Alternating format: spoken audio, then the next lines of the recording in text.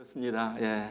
하나님께서 하라고 하셨기 때문에 하나님께서 함께 해주시면은 우리는 어떤 일도 할 수 있는 줄 우리가 믿습니다.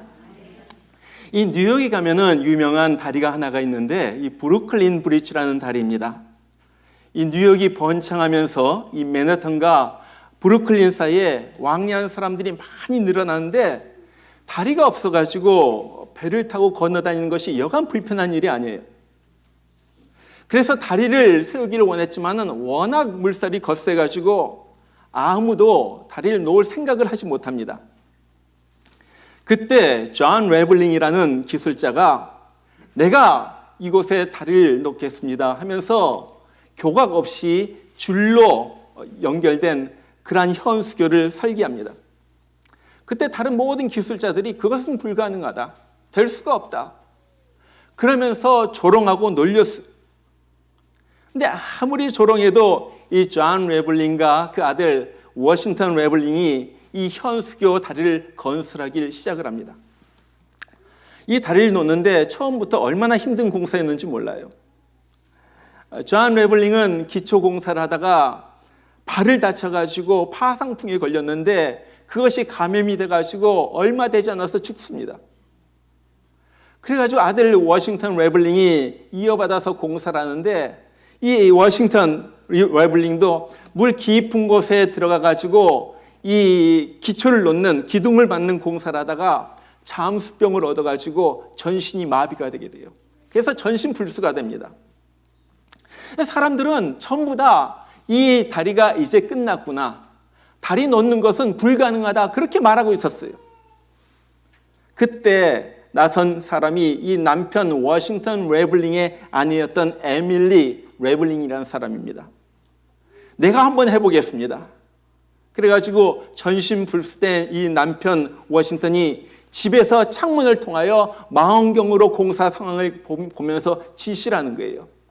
이곳에 가가지고 철근을 이렇게 넣고 저곳에 와이어를 저렇게 설치를 하고, 그러면 이 에밀리가 한편으로는 공사를 배우고 한편으로는 인부를 갖다가 지시하면서 이 공사를 해내갑니다. 그래가지고 공사를 시작한 지 14년이 지난 1883년에 이 브루클린 브리지가 드디어 완공이 돼요.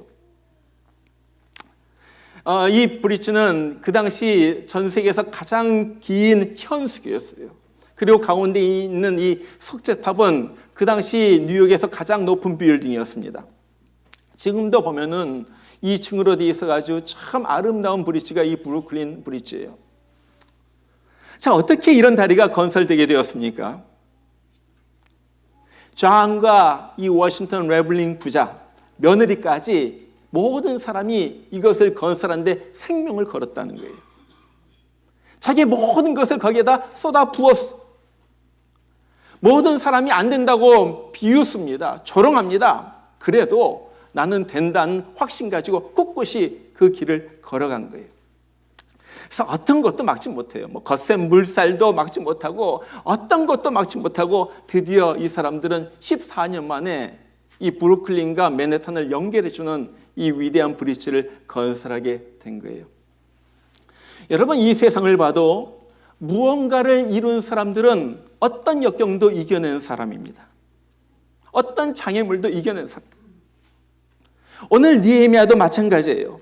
예루살렘에 돌아와가지고 이제 성벽에 돌 하나를 갖다 들기도 전에 사람들의 조롱과 협박에 시달리는 거예요. 거기에다가 예루살렘 주민들이 어떠합니까? 낙심이 돼가지고 절망 가운데 포기하면서 우리에게 이것은 불가능하다, 의욕이 없는 상태. 그런데 이 느헤미야는요, 레블링이 그랬던 것처럼 모든 장애물을 이겨내고 성벽을 완성합니다. 여러분, 이 사람들이, 이 느헤미야가 어떻게 해서 이 장애물을 이겨내게 되었어요? 우리가 지난 주일에 한 가지 첫 번째 비결을 우리가 배웠습니다. 무엇이었습니까? 생각나세요? 예, 어떤 믿음? 하나님께서 형통케 해주신다는 믿음이에요.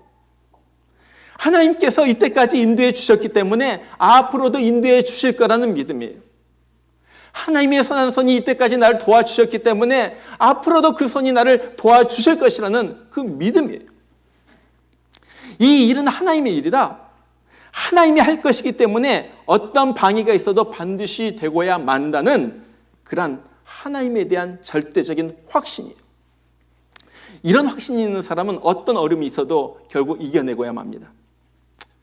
그 다음에 장애물을 넘어서 역경을 뛰어넘어서 이 일을 이루는 두 번째 방법은 오늘 사명의식을 가지고 목표를 바라보는 거예요. 사명의식, 미션. 자, 보세요. 느헤미야가 이제 모든 것을 파악을 합니다. 상황 파악을 갖다가 했어요. 이제 세밀한 계획을 세웠습니다. 그리고 이제 때가 되었다 해가지고 모든 귀인들, 방백들, 제사장들 다 불러 모은 거예요. 그리고 성벽 재건을 발표합니다. 자, 이제 우리가 허물어진 이 예루살렘의 성벽을 다시 재건해야지 됩니다. 17절에서 그렇게 말합니다. 후에 저에게 이르기를 우리의 당한 공경은 너희도 목도하는 바라. 예루살렘이 황무하고 성문이 소화되었으니 자, 예루살렘 성을 중건하여 다시 수치를 받지 말자. 자, 지금 이스라엘 사람들이 어떤 상황이 있었어요? 저들은 수치 가운데 있었어요. 공경에 처해 있다고 그래요. 어려워요. 사람들이 놀려대는 거예요. 야, 성벽도 다 무너졌고 너희가 여기서 무엇을 하려느냐? 그래가지고 지금 이스라엘 사람들이 유다 백성들에게 이 느헤미야가 너희들이 처한 환경이 현실이 이렇다면서 알려주는 거예요. 여러분, 사람들은요 어떤 경향이 있냐면은 한 환경 가운데, 처지 가운데 오래 있으면요 자기의 처지를 갖다 객관적으로 보질 못해요. 내가 어떤 처지인지 보질 못하는 거예요. 오랫동안 그냥 평생 가난하게 살아왔던 사람들은 그냥 가난하게 사는 것이 정상이에요. 내가 가난한 줄도 몰라요. 어떤 가정 계속해서 가정 불화가 맨날 남편과 아내가 싸우는 거예요.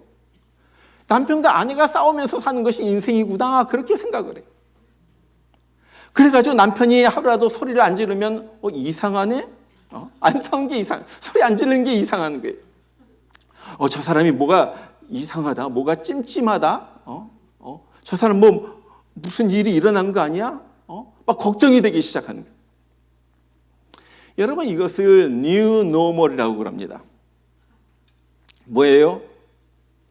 비정상인 상태 가운데 오래 있으면요 비정상을 정상으로 내가 알고 산다는 거예요.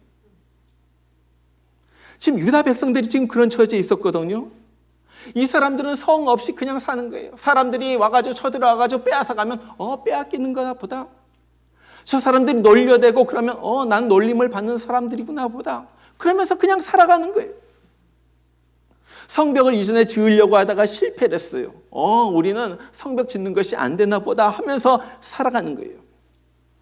근데 그때 느헤미야가 와가지고 아니야, 그것이 아니야. 너희들은 이렇게 살 운명이 아니야. 너희들 향하여 하나님께서 큰 뜻을 가지고 계셔.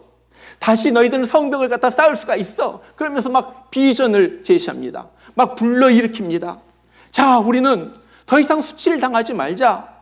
우리 예루살렘 성이 무너져 있었지만은 오랫동안 무너져 있었지만 다시 쌓자. 자, 봐라. 하나님의 선한 손길이 여기까지 인도해 왔잖아. 앞으로도 하나님께서 도와주실 것이야. 이때까지 우리가 힘으로 하려고 했기 때문에 안 됐는지 모르지만 이제는 하나님이 도와주시면 우리는 할 수가 있어. 자, 지금 하나님의 이 예루살렘 성벽을 다시 쌓는 것은 하나님의 뜻이야. 그리고 우리 사명이야. 하나님께서 이 놀라운 일을 우리를 통하여 이루실 거야. 자, 사람들의 마음이 이때서부터 막 불타기 시작해요. 자, 우리 해봅시다 하면 될 것 같습니다. 외치기 시작합니다. 여러분 보세요. 우리가 인생을 살다 보면 여러 가지 장애물들이 있습니다. 어떤 건 큰 산이 우리 앞에 놓여 있는 것 같아요. 어떻게 그것을 이겨냅니까? 그것을 이겨내려면요, 무엇보다도 그것을 뛰어넘는 불타는 사명감이 있어야지 돼요. 이것은 우리 일이다. 우리는 이 일을 하려고 이 땅에 존재한다. 무슨 일이 있어도 우리는 이 일을 해낼 것이야. 해내고 말 거야. 여러분, 지금 느헤미야가 외치는 일이 바로 그것입니다. 자, 이거 하나님께서 우리에게 맡겨주신 일이야. 아무도 이 일을 가로막지 못해. 왜? 하나님께서 우리에게 하라고 하셨거든. 그리고 하나님이 함께해 주신다고 그랬거든. 그래서 이 일은 반드시 이루어질 것이고 성벽은 든든하게 서게 될 것이야. 여러분, 우리가요, 이런 사명을 가지고 이런 확신을 가지면요, 어느 순간 하나님께서는 그 역사를 이루시는 거예요. 제가 인생을 살면서 여러 사람들을 봅니다. 어떤 사람들은 인생을 살면서 무언가 업적을 남긴 사람이 있어. 어떤 사람은 그렇지 못한 사람도 있어. 두 사람의 차이점이 무엇인가? 물론 여러 가지 차이점이 많이 있죠. 그러나 큰 차이점 중에 하나는요, 사명의식이에요. 사명의식. 보통 사람은요, 아무런 사명감 없이 그냥 일 갖다 시작합니다. 그러다가 무슨 어려운 일이 닥치면요, 그냥 포기하고 마는 거예요. 왜? 사명이 없으니까, 내 일이 아니니까 누군가가 하겠지 하고서 그냥 포기하고 말아요. 그러나 큰 일을 이룬 사람은요, 사명감을 가지고 시작을 합니다. 이것은 내 일이야. 하나님이 나보다 하라고 그러셨어. 그래서 나는 할 거야.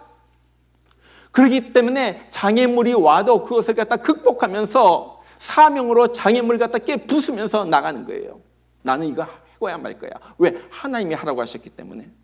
하나님이 나와 함께 하시기 때문에 난 할 수가 있어.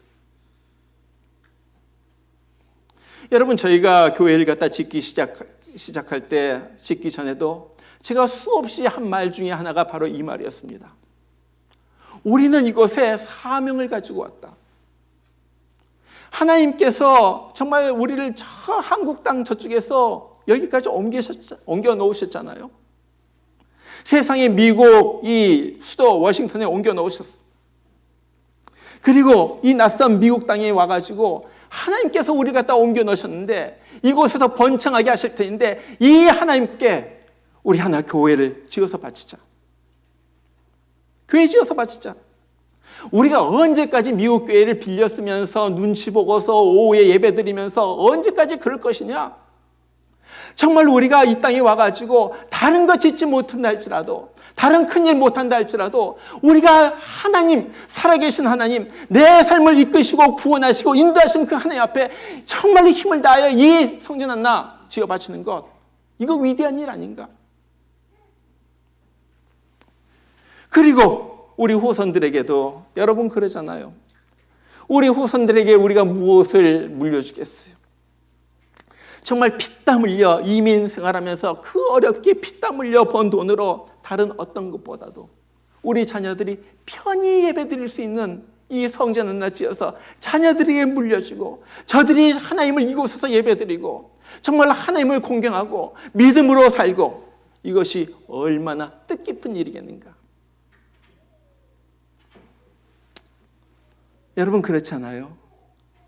바로 그 사명감이 우리로 하여금 교회를 짓게 한 것이었어요. 우리의 형편은 그렇지 못했습니다. 가진 재정도 그렇지 못했습니다.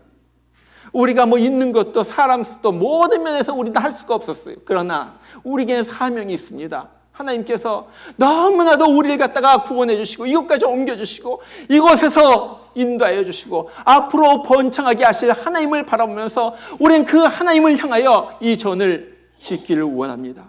우리뿐만 아니라 우리 후손 계속해서 이곳에서 살아계신 하나님 앞에 예배드릴 수 있도록 예배드리겠는 이 처소를 우리가 지어드리기를 원합니다. 보수신앙, 십자가신앙. 그래서 우리는요, 건물 지을 때 저 앞에다가 크게 십자가 딱 벽에다 붙게 하고요. 뒤에다가도 큰 십자가 크게 벽에다 붙여가지고 짓고요. 왜? 이것 우리가 십자가 신앙 우리 자녀들에게 물려줘야지 된다 하는 거예요. 여러분, 바로 그것입니다. 사명감이에요. 자, 그렇다면 지금 여러분은 어떤 사명을 가지고 살고 있어요? 내가 인생에 이곳에 태어나가지고 어느 순간 이 세상을 떠날 터인데 나는 무엇을 위하여 살고 있는가 하는 거예요. 여러분, 사명이 있으면요, 어떤 장애물도 뛰어넘습니다. 그래가지고 사명을 갖다 성취하는 거예요. 왜? 하나님이 하라고 하신 일이기 때문에, 될 것을 믿기 때문에 그 일을 향하여 달려나가는 거예요. 저는 최근에 제 페이스북에 올라온 어떤 선교사 부부에 대한 이야기를 들었어요. 윌리엄 제임스 홀이라는 사람과 로제타 숄드 홀이라는 선교사 부부에 대한 이야기예요. 아마 오래전에도 제가 이야기했는지 모르겠어요. 이 오른편에 있는 사람이 이 로제타 홀입니다.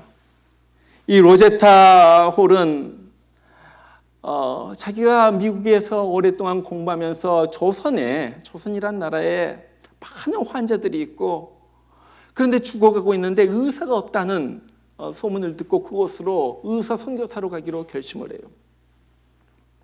그러면서 의과대학을 졸업한 다음에 병원에서 실습을 하고 있었어요. 그런데 그때 같은 병원에 근무했던 윌리엄 제임스 홀이라는 사람을 만납니다. 그러면서 둘이서 주님을 사랑하고 그러면서 마음이 통했어요. 서로 좋아하게 되었고요. 그래서 이 제임스 홀이 이 로제타 홀에게 프로포즈를 하죠. 우리 결혼합시다. 서로 좋아했어요. 근데 로제타 홀이 단칼에 그것을 거절합니다. 왜? 나는 하나님께서 조선으로 부르셨습니다. 난 평생 그곳에 가서 가난한 사람, 병든 사람 돌보면서 살 것입니다. 그런데 이 제임스 홀은 이미 중국으로 선교사로 가기로 그렇게 내정되어 있었거든요.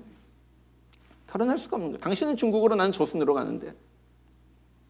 그래가지고 프로포즈를 받지 않고 있다가 로제타는 혼자 처녀의 몸으로 한 번도 본 적도 없고 알지도 못한 이 조선 땅으로 오게 됩니다. 그래서 가난한 환자들 돌보면서 사는 거예요. 그것을 보면서 이 로제타를 사랑했던 제임스도 어쩔 줄을 몰라요. 그래가지고 결국 선교부를 찾아가가지고 내가 섬길 곳을 좀 바꿔주세요. 그래서 나도 조선으로 가겠습니다 해가지고 조선의 선교사로 파송되어가지고 1891년 12월에 한국 땅에 들어오게 됩니다. 그리고 나서 그 이듬해 6개월 있다가 1892년 6월 21일 그토록 사랑했던 이 로제타 홀과 결혼식을 올려요. 이것이 한국 땅에서 일어난 최초의 서양식 결혼식이었어요. 자, 이제 둘이서 행복하게 사는가 싶어요. 첫 아들이 태어났습니다. 첫 아들을 낳고 이 부인이 이 서울에서 잠시 머무른 동안에 이 남편 제임스 홀은 그 당시 일어났던 청일 전쟁으로 인해 가지고 많은 부상을 당한 사람, 막 질병이 휩쓸고 가면서 아픈 사람들이 있는 평양으로 갑니다. 평양에 가가지고 정말로 병든 사람 치료해주고 닦아주고 병원 세워가지고 하고 그 일을 하다가 자기가 병원에 걸려요. 그래가지고 너무너무 아프니까 할 수가 없어가지고 자기 아내가 머무르고 있던, 그리고 1살짜리 쇼드 아들이 머무르고 있던 서울로 오게 되죠. 그래서 서울에 와가지고 이렇게 이렇게 좀 쉬고 있다가 조선에 온 지 3년 만에 35살의 나이로 사랑하는 아내 로제타 그리고 아들 쇼드의 손을 붙잡고 마지막으로 기도하고 숨을 거두게 됩니다. 기가 막히잖아요. 35살의 젊은 의사, 뛰어난 사람, 결혼한 지 3년밖에 안 됐고 그런데 죽어요.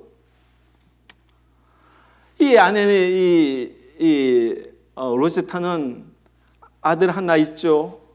이제 뱃속에는 자기 남편의 아이가 자라가고 있었어요. 어떻게 할지 몰라가지고 아들 하나를 데리고 다시 미국으로 돌아오게 됩니다. 그리고 미국에서 딸을 낳아요. 그 딸이 에디스라는 딸이에요. 저기 있는 아들이랑 딸의 사진이 있습니다. 에디스를 낳은 다음에 이제 미국에서 살고 있었는데 어느 날 주님의 음성이 들려옵니다.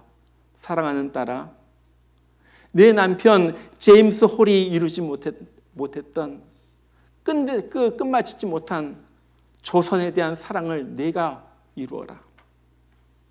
그래가지고 미국에 온 지 3년 만에 다시 미국에서 낳은 딸 쟤를 데리고 다시 조선으로 돌아오는 거예요.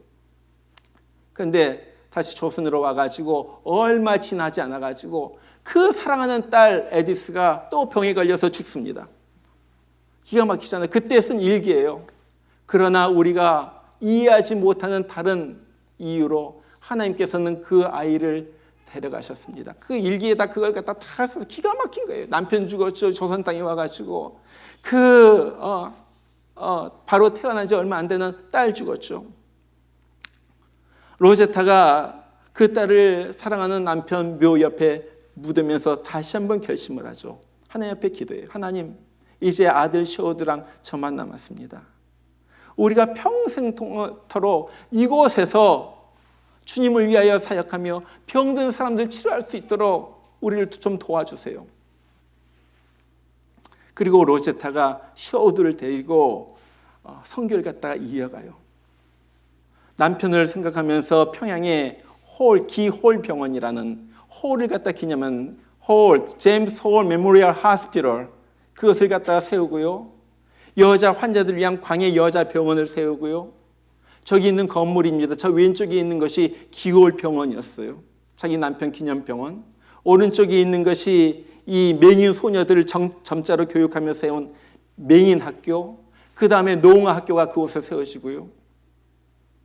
서울에 와가지고 경성여자의학 전문학교를 갖다 세우는데 이 병원이 지금의 고려대학교 의과대학이고요. 그 다음에 이화대학교 부속병원을 세웠고요. 인천에서 클리닉을 열고요. 병원을 세우고요. 그 다음에 대학을 세우고요. 정말 몸을 아끼지 않고 남편의 뜻을 따라서 선교를 이어갑니다. 그동안에 아들 셔우드는요, 미국에 와가지고 공부를 했어요. 그래가지고 아버지, 어머니의 뒤를 이어가지고 의사가 됩니다. 그리고 메리안이라는 여자와 결혼을 해가지고 다시 한국 땅에 와요. 그래서 한국 땅에 있는 수많은 그 결핵 환자들, 그 당시 결핵으로 수없이 죽어갔거든요. 그 사람들을 고치기 위하여 결핵병원을 세우고요. 크리스마스 씨라는 거 요즘은 없지만 옛날에 크리스마스 씨를 갖다 이 사람이 처음으로 만들어가지고 기금을 모아가지고 결핵 환자들 고치는 일에 전력을 다합니다. 그러다가 일제시대 때 이들이 쫓겨나가죠. 그래가지고 인도에 가가지고 평생을 바치다가 자기가 다 은퇴한 다음에 캐나다에 와가지고 살게 돼요. 그리고 나가지고 한국에서 초청을 해가지고 91살의 나이로 한국을 방문하게 됩니다. 그 자리에서 눈물을 글썽이면서 이런 말을 해요. I still love Korea. 저는 여전히 한국을 사랑합니다. 제가 죽거든 저를 제가 살고 있는 캐나다나 미국에 묻지 마시고 내가 태어나서 자란 또 내가 사랑하는 어머니와 아버지, 누이 동생 이곳에 잠들어 있는데 이들이 잠들어 있는 이 땅에 나를 묻어주세요.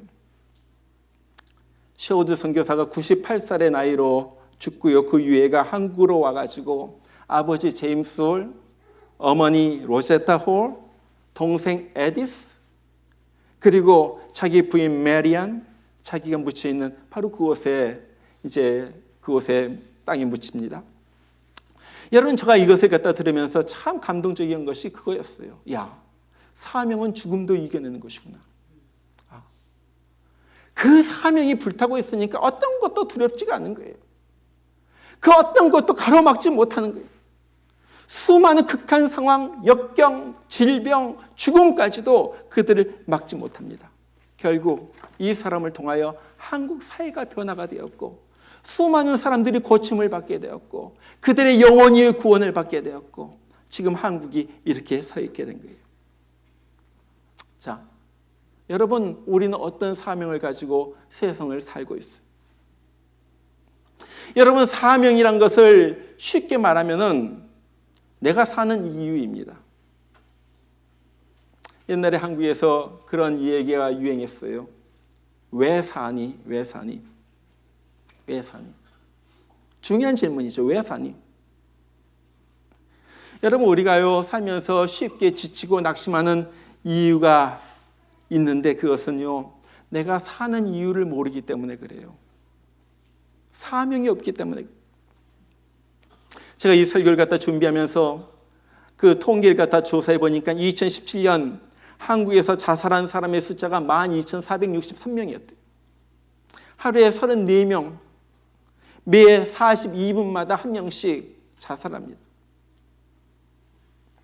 왜 이렇게 많이 자살을 해요?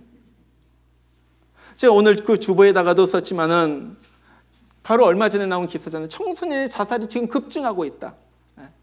2008년에서 2017년까지 9년 사이에 자살한 청소년 자살이 56%가 늘었고, 자살을 갖다 시도한 숫자까지 하면은 전부 2배가 껑충 뛰었다는 거예요. 9년 사이에. 왜 이런 일이 일어납니까? 2가지예요. 첫 번째는 살기가 힘들다는 거예요. 두 번째는요, 사는 이유를 모르겠다 하는 거예요. 그러니까 힘든 일이 있으면요, 그냥 꼬꾸라지는 거예요. 여러분, 우리는요, 반드시 기억해야 할 것이 있습니다. 하나님이 나를 세상에 보낼 때 그냥 보내지 않았다는 거예요. 하나님께서 무언가 나를 통하여 이루기를 원하시는 그것을 함께 붙여가지고 나를 이 세상에 보냈다 하는 거예요. 그렇기 때문에 우리가 사는 동안에 내가 무슨 일을 하다가 하나님 나라에 갈 것인가?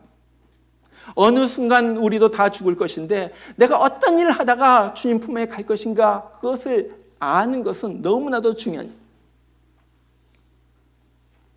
자, 그렇다면은 여러분, 우리의 사명이 무엇인지 어떻게 우리가 알 수가 있습니까? 제가 몇 가지 이것만 말씀드립니다. 여러분이 잘 아시는 오프라 윈프리가 책을 하나 썼어요. 그것이, 그 책 타이틀이 이것이 사명이다 하는 책입니다. 이것이 사명이다. 여러분, 우리가 오프라 윈프리 우리가 다 잘 알잖아요. 예. 이 사람이 사생아로 태어나죠. 9살 때 처음으로 성폭행 당하죠. 14살 때 누군지도 모르는 사람의 아기를 갖다가 낳게 돼요. 미혼모로 아기를 낳지만 그 아이가 2주를 살다가 죽습니다. 그러니까 기가 막힌, 그 괴로움을 갖다 잊어버리려고 마약에 탐닉하게 돼요.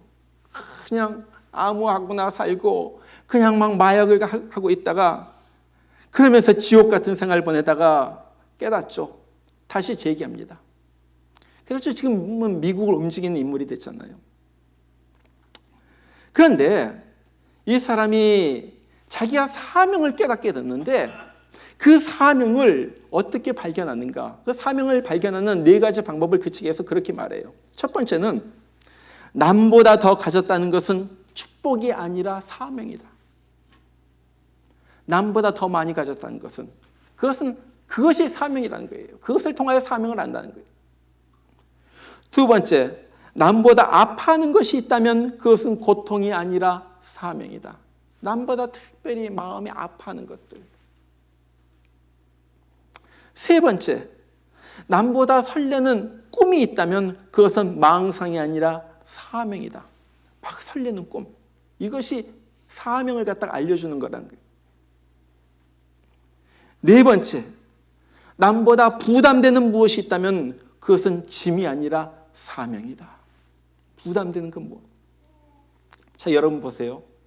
여러분 다른 사람보다 여러분이 좀 많이 가졌어요? 좀 더 잘 살아요? 만일 그렇다면 그것은 혼자 잘 먹고 잘 살라고 주는 것이 아니란 거예요. 하나님이 그것을 통하여 이루고자 하는 사명이 있다는 거예요. 저는 얼마 전에 우리 제자훈련반에서 그런 얘기를 했어요. 전 여러분이 평생 동안 교회 하나를 하나님 앞에 지어 바치겠다는 꿈을 가지고 살기를 원합니다. 교회 하나.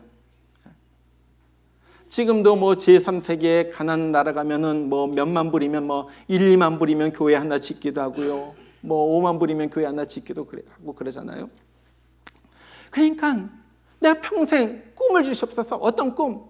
내가 그 가난한 동네에 교회 하나 주님을 갖다가 주님을 위하여 세워 바치기를 원합니다. 그래서 그 동네 사람들이 와가지고 하나님 앞에 예배 드릴 수 있는 그 꿈. 평생 하나. 여러분, 그거예요. 돈을 벌어도요, 목적을 세우고 벌고요, 돈이 생기면요, 그 목적을 위하여 사용하는 거예요. 그렇다면 하나님께서 그 돈을 의미 있게 사용하도록 인도하실 거예요. 바로 그것이 사명이에요, 사명. 여러분이 다른 사람보다 많이 가졌다면은 그것이 사명이에요. 두 번째, 여러분이 남보다 아파하는 것이 있어요. 하나님 그것을 통하여 사명을 갖다가 알려주시는 거예요. 저는요, 태어나면서부터 저희 어머님이 늘 아팠어요. 저의 늘 학교 다니면서 늘 어렸을 때서부터 나의 고민은 우리 엄마가 죽으면 어떻게 할까? 그것이 내 머릿속에 박혀 있었어요. 우리 어머니는 늘 앓고 있었고 늘 아파하셨고 그랬기 때문에. 미국에 와서도 저는 여기 병원 안 다녀본 병원이 없어요. 페어팩스 하스피럴, 그 당시엔 페어록스는 없었지만 아링턴 하스피럴, 알렉산드리아 하스피럴, 온갖 병원 다 다녔어요. 우리 어머니 모시고 나중에는 피 걸르는데 거기까지 다 가고요. 어머니 돌아가시기 2년 전에 저희 집에 모셔가지고 저희 집에서 피 걸르고 프리토니얼 다이얼리시스 복막 투석하게 하고요. 그거 다 봤죠. 그렇기 때문에요. 저는요 아픈 사람에 대한 동정심이 있어요. 그렇기 때문에 저는 비가 와도 눈이 와도 다른 사람 안 나와도요. 지난번에 가니까 아무도 안 나왔어요. 병원에 가니까 저 혼자 가가지고 사람들 찾아다니면서 기도해주고 예수님 얘기해주고 전도하고요. 그 영혼이 불쌍하기 때문에. 얼마 전에 온 이메일 보니까 제가 2003년부터 그 일했는데 그 기록이 쭉 남거든요. 체크인할 때 하고 체크아웃 할 때 하니까 400시간을 제가 거기에서 봉사했더라고요. 가면요 여기에다 배지를 하나 달아줍니다. 이번 금요일에 가서 받을 거예요. 여보, 그게 사명이잖아요. 내 마음에 아파하는 것이 있다면 하나님 그것을 통하여 사명을 이루시는 거예요. 설레는 꿈이 있어요. 그렇다면 그것이 사명입니다. 이 차범근 축구 선수는 그런 말을 했다고 그래요. 나는 공을 찰 때는 공만 찾고 공 차지 않을 때는 공만 생각했다. 그러잖아요. 계속 달하는 거예요. 공이에요. 공을 통하여 하나님 앞에 영광을 올려드리는 거예요. 가슴 설레는 것. 그것이 사명이란. 여러분 부담되는 짐이 있어요. 다른 사람 그것을 봐도요 부담이 되지 않는다는 거예요. 그런데 여러분은 부담이 되는, 나는 부담이 되는 거예요. 어떤 사람은 고아들만 보면요 너무나도 마음이 불쌍한 거예요. 막 그 마음이 가요. 그럼 고아원 설립해야지든. 어떤 사람은 맹인들 보면요 막 마음이 아파가지고 견딜 수가 없어요. 한국의 실로암 안과병원 같은 거 세워가지고 사람들 눈뜨게 해주잖아요. 어떤 사람은 유학생들 보면 마음이 아프고요. 어떤 사람은 죄수를 보면서 마음이 아프고요. 제가 얼마 전에 만난 한 여자 목사님은 여기 페어팩스에 있는 제일 가가지고 제일 미션을 하는 분이에요. 그 사람들 보면 마음이 아프니까 제일 찾아가가지고 일주일에 한 번씩 가가지고 성경 공부를 갖다 같이 하는 거예요. 그래가지고 여기 있다가 진짜 제일로 가면요 거기서 이 사람들이 성경 공부에 참여하고 성경 공부를 인도할 수 있도록 그런 스트래티지를 가지고 한다고 그래요. 얼마나 기가 막힌 일입니까? 여러분 우리는 살면서요 무언가 가슴을 뛰는 것이 있어야지 돼요. 그것만 생각하면 좋은 거예요. 그것만 생각하면 가슴이 뛰는 거예요. 이런 가슴 뛰는 일에다가 내가 몰두하다 보면요 그것이 사명이고 어떤 어려움도 이겨낼 수가 있다는 거예요. 여러분 위대한 사도였던 바울은 사도행전 20장에서 자기의 사명에 대해서 이렇게 얘기합니다. 오직 성령이 각성에서 내게 증언하여 결박과 환난이 날 기다린다 하시나 나의 달려갈 길과 주 예수께 받은 사명 곧 하나님의 은혜의 복음을 증언한 일을 마치려 하면은 나의 생명조차 조금 더 귀한 것으로 여기지 아니하노라. 그거예요. 내 사명, 복음 전하는 것. 이것을 위해서는 이것을 감당하기 위해서 나는 그 어떤 것도 어떤 방해, 어떤 조롱, 어떤 고난, 심지어 죽음까지도 나는 넉넉히 이기면서 내 복음 전파를 방해하지 못할 것이다. 왜? 그것은 주님께 받은 사명이었기 때문에. 여러분 우리가 위대한 삶을 살려면요 이렇게 살다가 죽을 수는 없다는 위대한 자각이 먼저 있어야지 됩니다. 그 다음에 내가 무엇을 위하여 살다 죽을까 사명을 발견하고요 이제 그것을 위하여 살아가는 거예요. 존 레블링, 워싱턴 레블링 부자가 브루클린 브릿지를 지어가지고 많은 사람들을 편리하게 오가게 하겠다는 그 사명을 발견하고 그것에 투신했더니 지금 브루클린 브릿지를 통하여 수많은 사람들이 브루클린과 맨하탄을 왕래하고 있습니다. 편하게 왕래하고. 제임스 홀, 로제타 홀, 쇼우드 홀, 조선을 복음으로 변화시키겠다는 그 사명감, 그 꿈과 사명, 그것 때문에 지금 한국은요 수많은 교회들이 세워졌고 이제는 다른 나라로 수많은 선교사를 보내는 위대한 국가가 된 거예요. 니에미야, 예루살렘의 무너진 성벽, 다 허물어진 성벽을 내가 다시 세우겠다. 이 꿈과 사명이 있었기 때문에 대적들의 수많은 방해와 고난 속에서도 예루살렘 성 재건을 52일 만에 마치고야 만 거예요. 저는요 정말로 우리 모두가 주님을 향한 꿈이 좀 있었으면 좋겠어요. 정말 복음을 향한 꿈이 좀 있었으면 좋겠어요. 내가 살면서 이 교회 하나, 정말로 하나님의 아름다운 교회로 만들고자 하는 꿈, 아니면 제3세계 정말로 교회 없는 곳에 교회 하나 지어서 주님 앞에 바치고 싶은 그런 꿈, 영혼들을 구해야지 되겠다는 그런 꿈, 사명, 그런 것이 좀 있었으면 좋겠어요. 그렇다면 하나님께서 여러분의 삶에 역사하실 거예요. 하나님께서 여러분을 사용하실 것입니다. 하나님, 나의 사명은 무엇입니까? 내 인생이 여기 있습니다. 주님께서 부르시는 그날까지 주님, 나를 통하여 주님께서 원하시는 일을 갖다가 마음껏 행하시옵소서. 내가 여기 있습니다. 내 자신을 주님 앞에 드립니다. 어떤 역경이 온다 할지라도, 어떤 장애물이 있더라도 넉넉히 이기면서 나아갈 수가 있을 거예요. 이제는 사명을 위하여 우리 인생을 달려가는 우리 모두가 되기를 주의 이름으로 축원합니다. 우리 같이 한번 기도하겠습니다. 하나님, 주님께서 나를 이 인생에 보낸 어떤 목적이 있는 것을 압니다. 이제 하나님 아버지, 이 목적 가지고 목적 이루면서 살아가는 우리가 되게 하여 주시옵소서. 하나님 아버지, 내 귀에 음성을 들려주시고 내 속을, 내 마음을 주님께서 정말로 주님을 향한 사명으로 불타오르게 하여 주시옵소서. 하나님 아버지, 내 인생이 가치 있는 인생, 의미 있는 인생, 정말로 무언가 주님에게 귀한 인생이 되게 하여 주시고, 그것을 위하여 내가 힘을 다하여 살아갈 때 아버지 안에 어떤 장애물도 이겨내고 어떤 역경도 이겨내고 아름다운 열매를 주님 앞에 바쳐드리는 내가 되게 하여 주시옵소서. 우리 이 시간에 다 같이 한번 여러분끼리 우리 이 시간에 기도를 들으시는 주님 앞에 여러분의 소리로 기도하시길 바랍니다. 이 시간에 다 같이 한번 기도하겠습니다. 우리 하나님 아버지, 아버지 하나님, 정말로 우리에게 그냥 보내신 것이 아니라 우리에게 사명을 주시고 우리를 통하여 이루고자 하시는 하나님의 목적이 있는 것을 우리가 압니다. 나의 하나님 아버지, 이제는 그 목적을 발견하게 하시고 사명을 따라서 이제 주님을 향하여 아버지 하나님, 내 인생을, 마지막 인생을 불태우는 우리가 되게 하여 주시옵소서. 나의 하나님 아버지, 우리 하나님 아버지 하나님, 우리 자신을 주님 앞에 드립니다. 내 인생을 주님 앞에 내려놓습니다.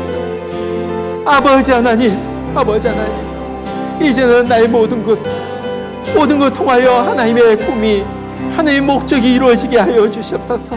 내 가정을 통하여, 아버지 하나님, 내 사업을 통하여, 내가 가진 것을 통하여, 내 시간을 통하여, 내 에너지를 통하여 하나님이 원하시는 것이 이루어지게 하여 주시옵소서. 우리 하나님 아버지, 이제 주님과 함께 나가게 하여 주시고 정말로 주님께서 보실 때 가장 값진 인생이라고 말할 수 있는 아버지 하나님, 그런 저희들 되게 하여 주시옵소서.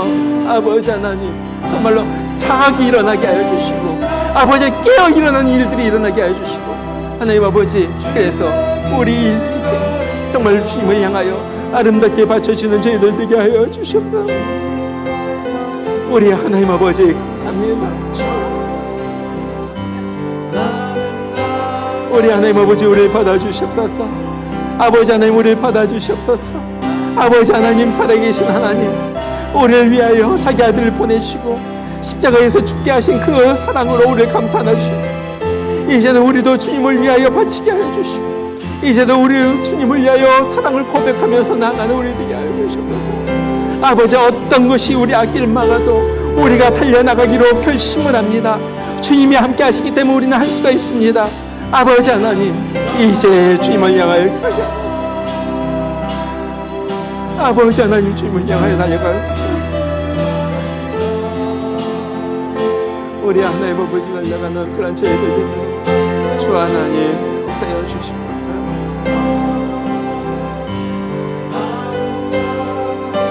비바람이 앞길을 막아도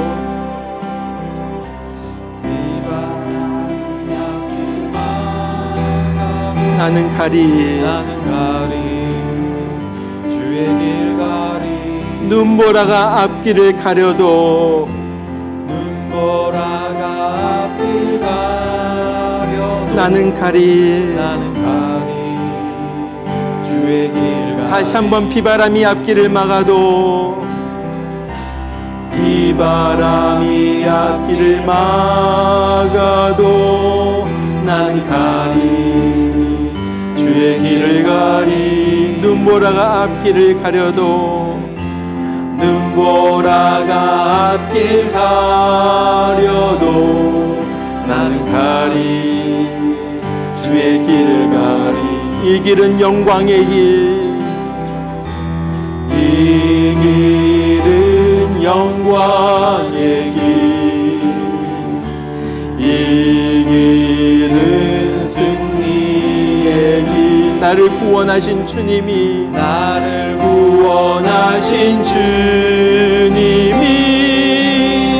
십자가 지고 가신 길 나는 가리라 주의 길을 가리라 주님 발자취 따라 나는 가리라 나는 가리라 주의 길을 가리라 주님 발자취 따라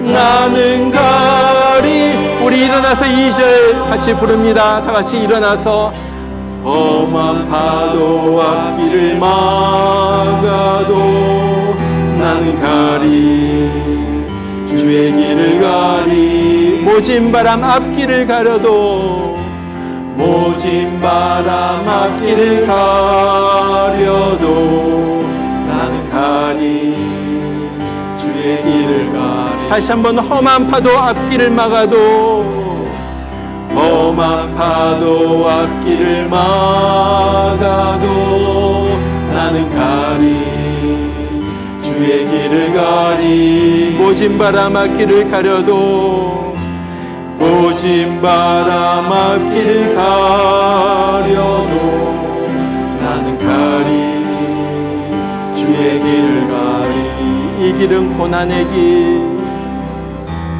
이 길은 고난의 길 이 길은 생명의 길 나를 구원하신 주님이 십자가 지고 가신 길 나는 가리라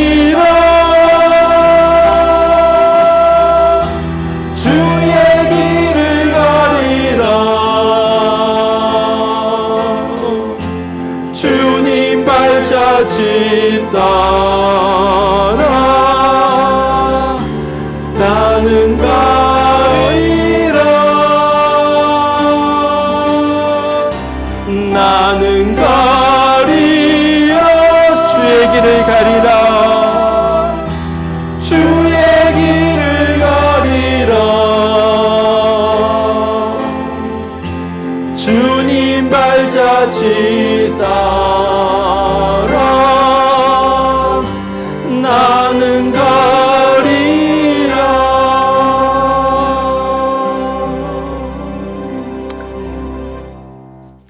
기도합니다. 이제는 우리를 위하여 우리의 죄를 짊어지시고 십자가에서 피 흘려 죽으심으로 우리에게 천국의 소망을 주시고 영생의 길을 열어주신 우리 주 예수님의 그 크신 은혜와 우리 하나님 아버지의 극진하신 사랑하심과 오늘 또 세상에 태어나서 우리에게 주신 사명을 깨닫게 하시고 그 사명을 위하여 우리가 달려가도록 우리에게 힘을 주시고 마음에 감동하여 주시는 성령의 역사심이 오늘 주의 전에 나와서 주님, 내가 여기 있습니다, 내 인생을 주님께서 사용하여 주시옵소서 고백하는 귀한 주의 성도들 심령 가운데 이제부터 늘 함께 계시기를 주의 이름으로 축원하옵나이다. 아멘.